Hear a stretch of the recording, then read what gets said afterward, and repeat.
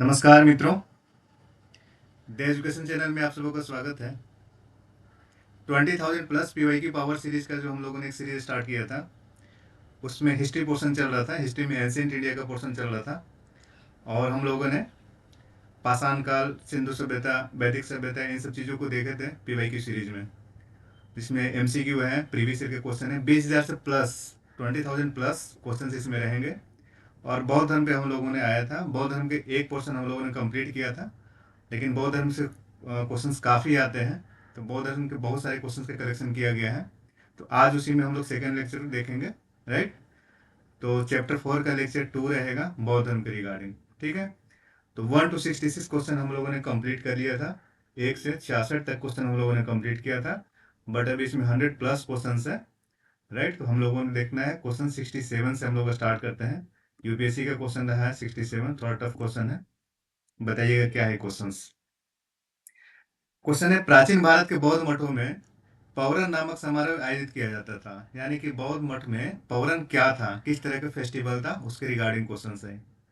निश्चित रूप से यूपीएससी आईएएस का क्वेश्चन रहा होगा, क्योंकि थोड़ा अच्छा स्टैंडर्ड क्वेश्चन है। ऑप्शन है ए, पौरन क्या था। ऑप्शन ए, संघ, परिनायक और धर्म तथा विनय विषयों पर एक एक वक्ता को चुनने का अवसर होता था। ऑप्शन बी, वर्षा ऋतु के दौरान मठों में प्रवास के समय भिक्षुओं द्वारा किए गए अपराधों की स्वीकारोक्ति का अवसर होता था। ऑप्शन सी, किसी नए व्यक्ति को बौद्ध संघ में प्रवेश देने का समारोह होता था, जिसमें उसका सिर मुंडवा दिया जाता था और पीले वस्त्र दिए जाते थे। और ऑप्शन डी, आषाढ़ की पूर्णिमा के अगले दिन बौद्ध भिक्षुओं के एकत्र होने का अवसर होता था, जब वे वर्षा ऋतु के आगामी 4 महीनों के लिए निश्चित आवास चुनते थे। बताना है पौरन क्या है। पौरन कभी भी आ सकता है, कहीं भी आ सकता है, स्टेट पीसीएस में भी पूछ सकता है, यूपीएससी में रिपीट हो सकता है। तो इसका करेक्ट आंसर क्या है? करेक्ट आंसर इसका है बी। करेक्ट आंसर इसका क्या है? करेक्ट आंसर इसका बी हो जाएगा, राइट। करेक्ट आंसर इसका बी हो जाएगा, बी।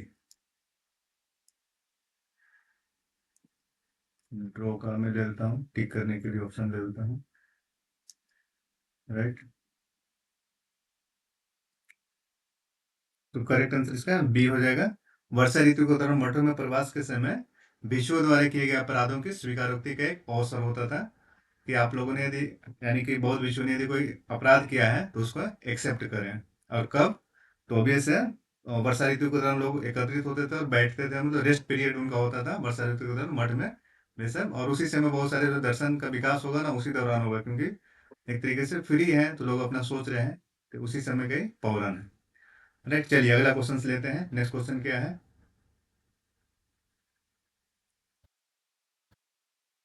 क्वेश्चन नंबर 68 देखिए।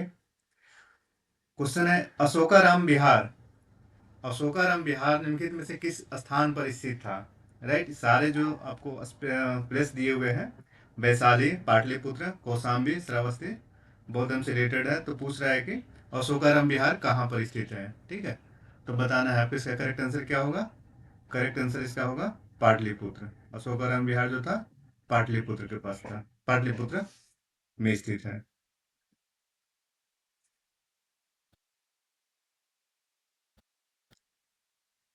अब नेक्स्ट क्वेश्चन देखते हैं, अगला क्वेश्चन क्या है। क्वेश्चन नंबर 69, विश्व का सबसे ऊंचा कहा जाने वाला विश्व शांति स्तूप बिहार में कहाँ है। वर्ल्ड का सबसे ऊंचा है ये, विश्व का सबसे ऊंचा कहा जाने वाला विश्व शांति स्तूप बिहार में कहाँ है। गए होंगे आप लोग घूमने, काफी ऊपर पहाड़ी पर है। कहाँ पर है ये? राजगीर। कहाँ पर है? राजगीर। करेक्ट आंसर राजगीर होगा इसका। टूरिस्ट प्लेस है, जा सकते हैं आप यहाँ पर घूमने। तो विश्व का सबसे ऊंचा कहा जाने वाला विश्व शांति स्तूप कहाँ पर है? बिहार में है।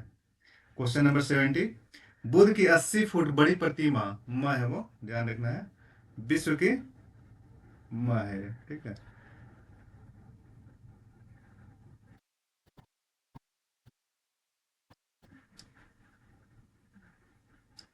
विश्व की 80 फुट बड़ी प्रतिमा जो बोध गया में है, निर्मित की गई थी, ठीक। किसके द्वारा निर्मित की गई थी? जापानियों के द्वारा, थाई लोगों के द्वारा, श्रीलंकाई लोगों के द्वारा या भूटानियों के द्वारा। करेक्ट आंसर क्या होगा? ये जापानियों के द्वारा ये निर्माण किया गया था।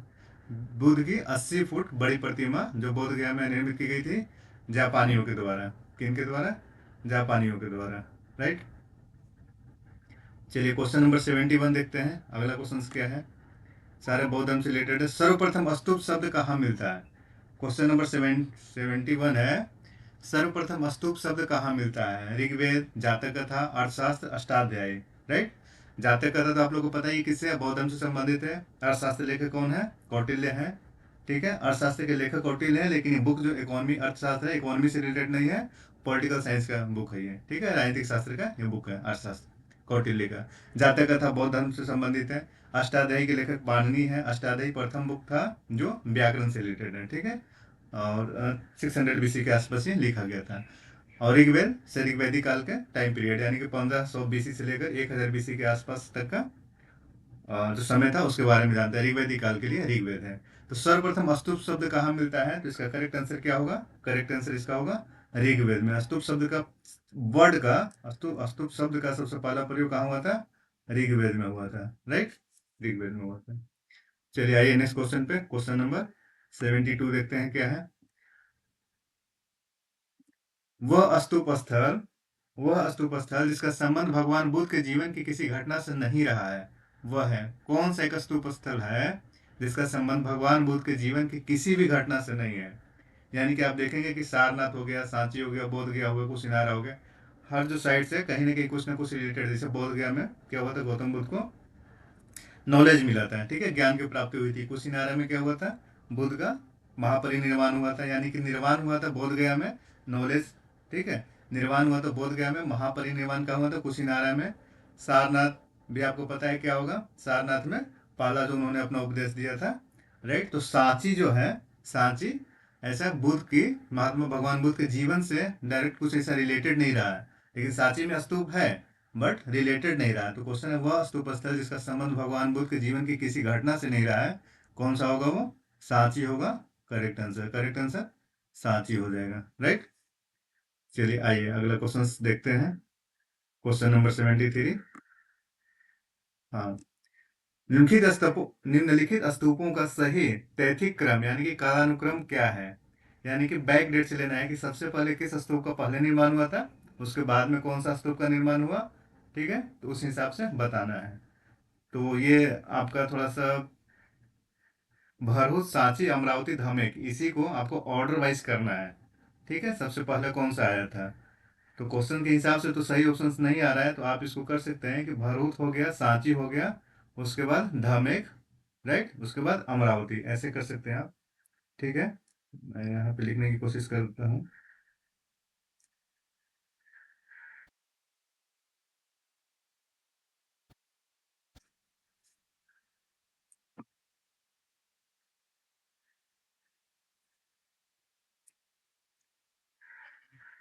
भरूच यानी कि भरूच और सांची, उसके बाद भरूच सांची के बाद धमेक आएगा, उसके बाद अमरावती आएगा। क्योंकि धमेक जो है अशोक के समय का है, अमरावती जो है सतवाहन काल का है। तो ऑप्शन के हिसाब से कुछ नहीं बैठ रहा है, यानी कि आप ऑर्डर वाइज ध्यान रखिएगा।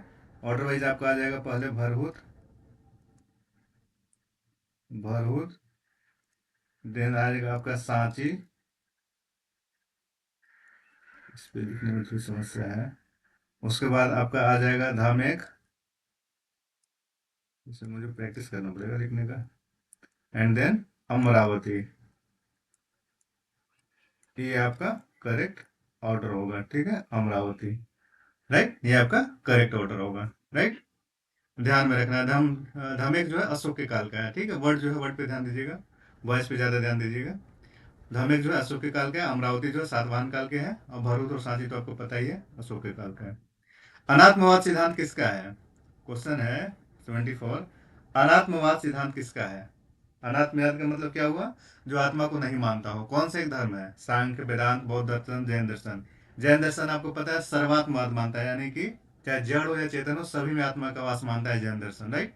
बौद्ध दर्शन में अनात्मवाद की चर्चा की गई है, यानी कि आत्मा को नहीं मानता है लेकिन पुनर्जन्म को मानता है, ध्यान रखना है। बौद्ध दर्शन पुनर्जन्म को मानता है लेकिन आत्मा को नहीं मानता है। और पहला एक ऐसा दर्शन है जो बिना गॉड को एक्सेप्ट किए हुए, बिना आत्मा को एक्सेप्ट किए हुए भी पुनर्जन्म यानी रीबर्थ को एक्सेप्ट करता है। कौन सा दर्शन है वो? बौद्ध दर्शन है। ठीक है, तो अनात्मवाद यानी कि जो नहीं मानता वो आत्मा को, तो कौन सा रहेगा इसका करेक्ट आंसर? क्या हो जाएगा? बौद्ध दर्शन इसका करेक्ट आंसर हो जाएगा। राइट। चलिए नेक्स्ट क्वेश्चन देखिए, क्वेश्चन नंबर 75 क्या है। सांख्य और वेदांत तो आपको पता ही है। संसार अस्थिर और क्षणिक है का निम्न में से किससे संबंध है? संसार अस्थिर और क्षणिक है का संबंध किससे है? तो बौद्ध धर्म से है। किससे है?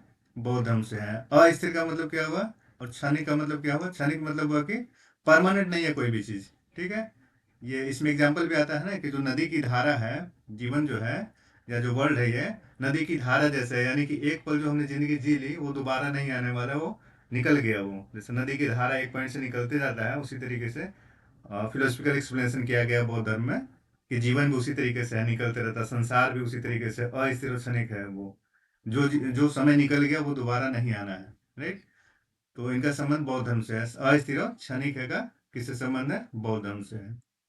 अगला क्वेश्चन है क्वेश्चन नंबर 76। निम्नलिखित में से किसे एशिया के ज्योतिपुंज के तौर पर जाना जाता है? एशिया के ज्योतिपुंज के तौर पर किसे जाना जाता है? गौतम बुद्ध को जाना जाता है। किसे जाना जाता है? गौतम बुद्ध को जाना जाता है। एशिया के ज्योतिपुंज, ध्यान रखिए क्वेश्चन कई बार आ जाते हैं। निम्नांकित में से किसे एशिया के ज्योतिपुंज के नाम से जाना जाता है? तो रिपीट हो रहा है क्वेश्चन, किससे किन्हें जाना जाएगा? भगवान बुद्ध को जाना जाएगा। राइट, रिपीट हो रहा है क्वेश्चन, अच्छी बात है, आप लोग को याद हो जाएगा। क्षणिकवाद का प्रतिपादन किसने किया? अभी हम लोगों ने क्वेश्चन देखा था, क्षणिकवाद का प्रतिपादन किसने किया? बुद्ध जी किए हैं। गौतम बुद्ध का है क्षणिकवाद, यानी बौद्ध दर्शन का है क्षणिकवाद। कोई भी चीज परमानेंट नहीं है, क्षणिक होता है। और अगला क्वेश्चन देखिए, भारत के सांस्कृतिक इतिहास के संदर्भ में पारमिता शब्द का सही विवरण निम्नलिखित में से क्या है? ठीक है, परिमिता क्या, पारमिता क्या है? पारमिता उसे कहा जाता है परिपूर्णता है जिनकी प्राप्ति से बोधिसत्व पथ प्रशस्त हुआ। ठीक है, ये यूपीएससी का क्वेश्चन रहा होगा, आईएएस वगैरह का, काफी स्टैंडर्ड क्वेश्चन है।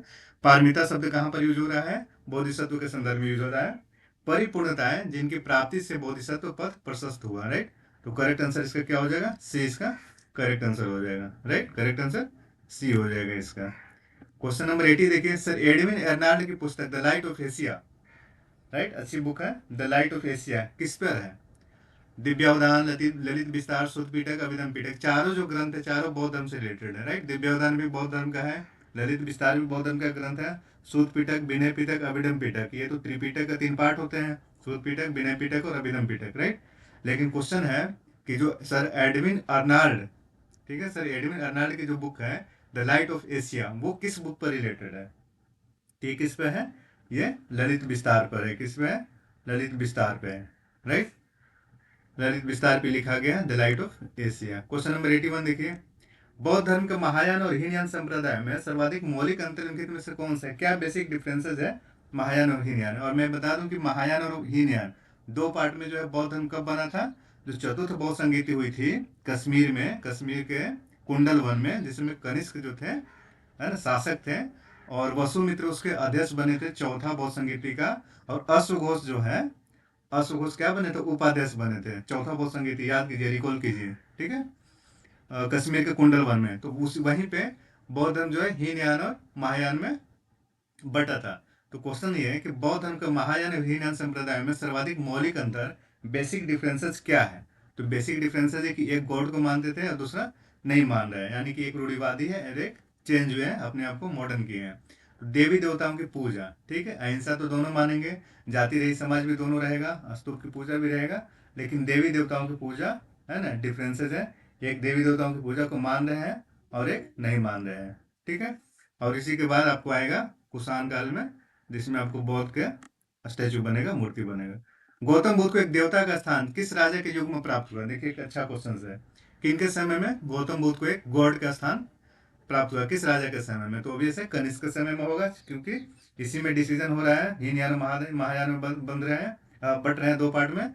और यहीं पे आप लोगों ने अभी देखा देवी देवताओं की पूजा, एक महायान कर रहा है एक नहीं कर रहा है, रूढ़िवादी लोग नहीं कर रहे हैं, और जो ट्रेडिशनल लोग कहेंगे, रूढ़िवादी नहीं, ट्रेडिशनल लोग कहेंगे, और एक मॉडर्न जो है महायान में कन्वर्ट होता है। ठीक है, चलिए क्वेश्चन नंबर 83, भारत में पहले जिस मानव प्रतिमाओं को पूजा गई वह क्या थी? बड़ा ही सोचने वाली क्वेश्चन रहता है। ठीक है, कि पहले भारत में पहले जिन मानव प्रतिमाओं को पूजा गई वह क्या था? वह ब्रह्मा विष्णु महेश थे कि शिव थे? ठीक है, बड़ा ही इंपॉर्टेंट क्वेश्चन होगा, आपके दिमाग में आता होगा कि सबसे पहले किस गॉड के किस मानव प्रतिमाओं को पूजा गया, यानी कि ब्रह्मा थे, विष्णु थे, महेश थे, ये सब नहीं थे, बल्कि कौन थे? बुद्ध थे। कौन थे? बुद्ध थे, यानी कि महात्मा बुद्ध को सबसे पहले मानव के रूप में पूजा गया, मानव प्रतिमाओं को पूजा गया गॉड के रूप में। चलिए क्वेश्चन नंबर 84 देखिए। क्वेश्चन नंबर 84 है, देश में निम्न में से किसने मूर्ति पूजा की नींव रखी थी? तो रिलीजन वाइज कौन सा हो जाएगा? मूर्ति पूजा की नींव ब्राह्मण धर्म नहीं रखा है, वैदिक धर्म नहीं रखा है, किसने रखा है? बौद्ध धर्म ने रखा है। ये ध्यान में रखना है ना। यदि आप नहीं जानेंगे तो सीधे कहेंगे वैदिक धर्म में होगा। ऋग्वेद में इतने सारे गॉड की चर्चा होती है, 33 गॉड की चर्चा होती है, 30 मेल गॉड है, तीन जो है लेडी गॉड है। तो उसी से में आए होंगे, या फिर इंडस वैली सिविलाइजेशन में पशुपति है जिनकी तुलना शिव से की जाती है? नहीं। मूर्ति पूजा की नींव किस रिलीजन ने की? बौद्ध धर्म ने की। बुद्ध की पहली मूर्ति बनी थी, राइट। पहली मूर्ति किसकी बनी थी? बुद्ध की बनी थी। तो एकदम इसे याद रखना है, कॉन्सेप्ट वाइज भी और वैसे भी। गांधार शैली की मूर्ति कला में, अगला क्वेश्चन है क्वेश्चन नंबर 85, गांधार शैली की मूर्ति कला में बुद्ध के सारनाथ में हुए प्रथम धर्म उपदेश, ठीक है, गौतम बुद्ध ने अपना पहला प्रवचन कहाँ दिया था? सारनाथ में दिया था। तो गांधार शैली की मूर्ति कला में बुद्ध के सारनाथ में हुए प्रथम धर्म उपदेश से संबद्ध प्रवचन मुद्रा का नाम क्या है? उस जो जिस पोज में जो अपना उपदेश दे रहे हैं गौतम बुद्ध, तो अलग अलग उसका एक दिया गया नाम, ठीक है, कि मुद्रा के रूप में उसको, कि किस मुद्रा में वो अपना उपदेश दे रहे हैं। तो इस सारनाथ वाला जो धर्म धर्म उपदेश दे रहे हैं, प्रथम धर्म उपदेश, उससे संबंधित जो प्रवचन मुद्रा है, जो अपना प्रवचन दे रहे हैं, उस मुद्रा का क्या नाम है? क्वेश्चन ये रहता है। तो अभी इसे क्वेश्चन से समझ सकते हैं। अभय, ध्यान, धर्म चक्र, भूमि स्पर्श, क्या रहेगा? धर्म चक्र परिवर्तन भी है, तो इसे भी आप लोग लिंक कर सकते हैं। धर्म चक्र परिवर्तन क्या होता है? धर्म चक्र परिवर्तन बौद्ध धर्म वही होता है ना, जिसमें गौतम बुद्ध अपना पहला उपदेश दिए थे। कहाँ दिए थे? सारनाथ में दिए थे। तो वर्ड से भी आप इसको लिंक कर लीजिएगा। करेक्ट आंसर क्या होगा? धर्म चक्र होगा correct answer, right. Question number 86 देखिए। क्वेश्चन नंबर 86 क्या है? क्वेश्चन नंबर 86 है, बुद्ध की खड़ी प्रतिमा निम्न में से किस काल में बनाई गई? बुद्ध की खड़ी प्रतिमा निम्न में से किस काल में बनाई गई? करेक्ट आंसर क्या होगा? कुषाण काल होगा। किसके समय में बनाई गई? कुषाण काल के समय में बनाई गई बुद्ध की, ठीक है, कुषाण काल के समय में बनाई गई। अगला क्वेश्चन देखिए, बुद्ध की प्राचीनतम प्रतिमा किस शैली में प्राप्त होती है? ठीक है, ये थोड़ा सा चेंज कर लीजिएगा, मुझे सही से पेन चल नहीं रहा है इसमें। प्राचीनतम है ये, ठीक है, प्राचीनतम। और किस शैली में प्राप्त होती है? ठीक है, किस शैली में प्राप्त होती है? प्रैक्टिस करना पड़ेगा मुझे इसमें। अभी तक तो मैं प्रोजेक्टर से ले रहा था ना क्लास। 87 का करेक्ट आंसर क्या हो जाएगा? बुद्ध की प्राचीनतम प्रतिमा किस शैली में प्राप्त होती है? तो थोड़ा सा इसमें क्या है, डाउट रहता है कि गांधार शैली है कि मथुरा शैली है, ठीक है। कहीं पे आंसर गांधार रहता है, कहीं पे आंसर मथुरा शैली रहता है। तो इस क्वेश्चन को दोनों संदर्भ में देखना है, और इस हिसाब से आप इसका आंसर ई कर सकते हैं, क्योंकि दोनों है, डाउट रहता है, ठीक है। कहीं पे गांधार शैली लिखता है, कहीं पे इसका आंसर मथुरा शैली लिखता है। भगवान बुद्ध की प्रतिमा कभी कभी एक हस्त मुद्रा युक्त दिखाई गई है, जिसे भूमि स्पर्श मुद्रा कहा जाता है। यह किसका प्रतीक है? ठीक है, बताइए क्या है ये? इसका करेक्ट आंसर क्या होगा? बी होगा, ठीक है। इसका करेक्ट आंसर क्या होगा? बी होगा। कभी कभी बी में क्या है? मार के प्रलोभन के बावजूद अपनी सुचिता और शुद्धता का साक्षी होने के लिए बुद्ध का धरती का आह्वान, ठीक है, धरती धरती का आह्वान, बुद्ध का धरती का आह्वान, ठीक है, धरती धरती का आह्वान, राइट। तो करेक्ट आंसर क्या होगा? ये करेक्ट आंसर इसका बी हो जाएगा। बी इसका करेक्ट आंसर हो जाएगा। हस्त मुद्रा युक्त दिखाई गई, इसे भूमि स्पर्श मुद्रा कहा जाता है, ठीक है। तो मार्ग प्रलोभन वाला ध्यान में रखना है, इसमें बहुत बार क्वेश्चन आते हैं ये। भूमि स्पर्श मुद्रा की सारनाथ बुद्ध मूर्ति संबंधित है, किस काल से है? भूमि स्पर्श मुद्रा की सारनाथ बुद्ध की मूर्ति संबंधित है, किस काल से संबंधित है? गुप्त काल से संबंधित है। किससे संबंधित है? गुप्त काल से संबंधित है, राइट। और उसके बाद नेक्स्ट क्वेश्चन देखिए। नेक्स्ट क्वेश्चन क्या है? क्वेश्चन नंबर 90, सारनाथ की भूमि स्पर्श मुद्रा वाली बुद्ध प्रतिमा, ठीक है, सारनाथ की भूमि स्पर्श मुद्रा वाली बुद्ध प्रतिमा कालांकित है, किस काल का है? किस काल अंकित है? किस काल का है? कुषाण काल, गुप्त काल, वर्धन काल, राजपूत काल। तो करेक्ट आंसर क्या होगा? गुप्त काल करेक्ट आंसर इसका हो जाएगा, राइट। तो अभी क्वेश्चन नंबर 90 तक लेते हैं। इसके बाद जो नेक्स्ट लेक्चर आएगा, थर्ड लेक्चर, उसमें बौद्ध धर्म को पूरा कंप्लीट कर लिया जाएगा। तो इस लेक्चर को यहीं पे कंप्लीट करते हैं। क्लास के लिए धन्यवाद, thank you so much. Next class में मिलते हैं, थैंक यू।